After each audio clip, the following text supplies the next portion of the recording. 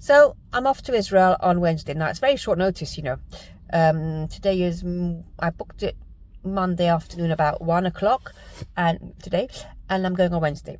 So how is my next 24 hours or so, a bit more, going to look like? So number one, I'm going to keep to my routine.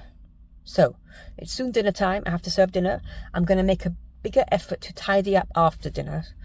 Sometimes I leave things lying around. No, I'm going to do a bigger effort to do that.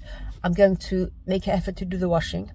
I am not going to clean all the corners of the house and the windows and the roof and the chimney. No, I'm going to do the bare minimum housework. But what I am going to do, I'm going to close the boxes. Very important, this. Close the boxes.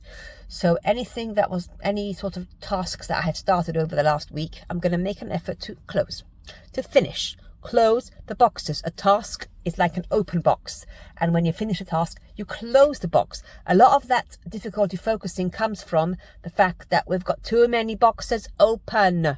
So traveling time is a fantastic time, natural time to close the boxes. Don't go and open some more. So I'm going to view some properties because I had booked those viewings, but I'm not going to view anymore. I'm going to post some posts that I had made, but I'm not going to create more. Okay, very important.